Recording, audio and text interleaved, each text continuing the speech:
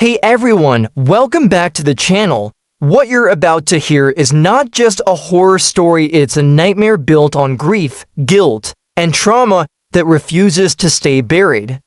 The film begins with a disturbing image. A young woman erupts from the soil, clawing through dirt and mud as if she's escaped death itself. Her breaths are ragged, her eyes wide with panic. Before she can even stand, a figure steps out of the darkness. We never see his face, only the weapon in his hands. She begs, she cries.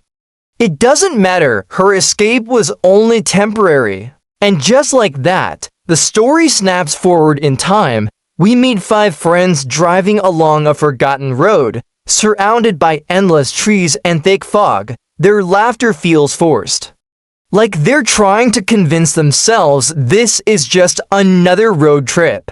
But the tension is obvious. At the center of it all is Clover. She hasn't come for fun. She's here because her sister vanished in this region months earlier, leaving behind nothing but unanswered questions and guilt that eats at Clover every day. They stop at a rundown convenience store that looks like it hasn't changed in decades. Inside, Clover plays the final video her sister recorded. In it, her sister speaks softly about losing their mother, about feeling overwhelmed, and about needing to disappear for a while just to breathe again.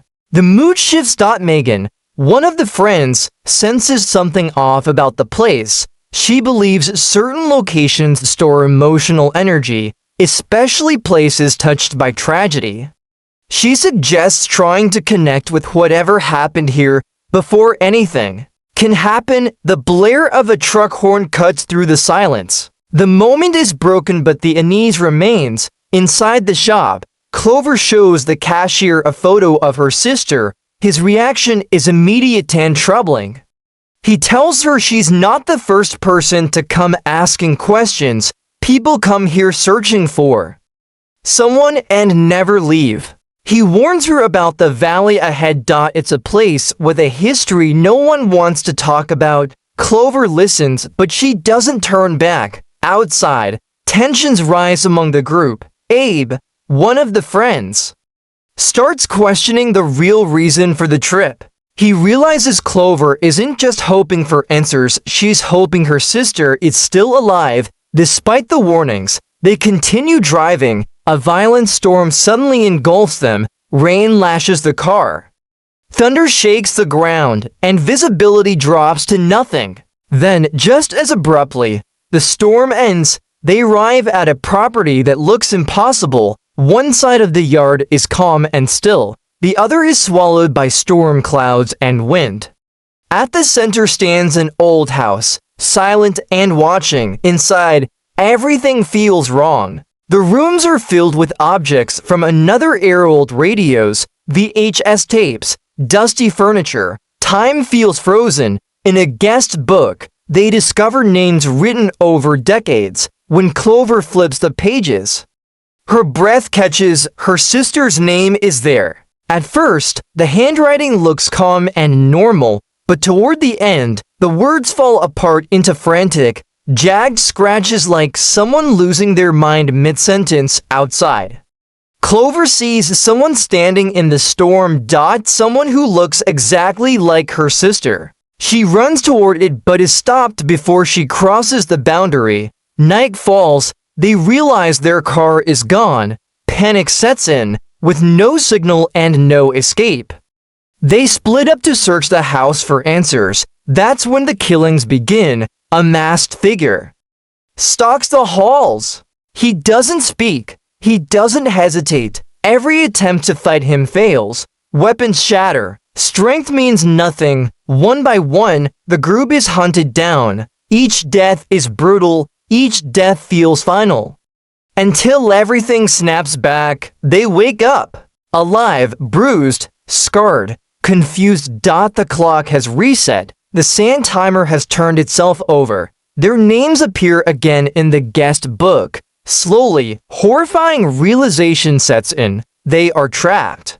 Time is looping and every death resets the night. But not without consequences. Each cycle leaves marks. injuries remain, their bodies begin to change. Megan senses something growing stronger, feeding on their terror.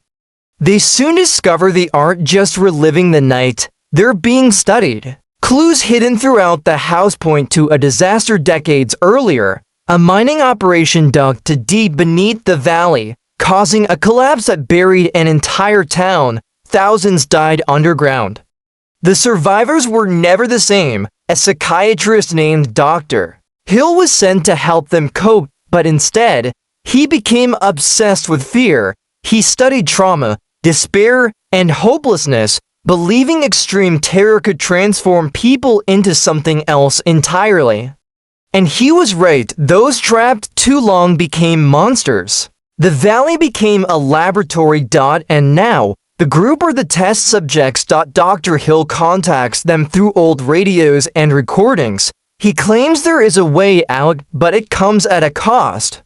One of them must die permanently so the rest can leave. Clover refuses. She believes survival shouldn't require sacrifice. As the loops continue, relationships fracture, trust collapses, desperation takes over. Some of them begin mutating. Others lose hope entirely. They realize time is running out. No one in the guest book has survived past 13 nights. They are on their final chance. They finally venture beneath the house, entering tunnels that lead to the buried remains of the town. Wendigo-like creatures roam the darkness, once human, now driven purely by hunger and fear. The group fights, hides, and loses more people along the way. Clover confronts her sister, now transformed into a monster shaped by grief and pain. This time, she doesn't hesitate.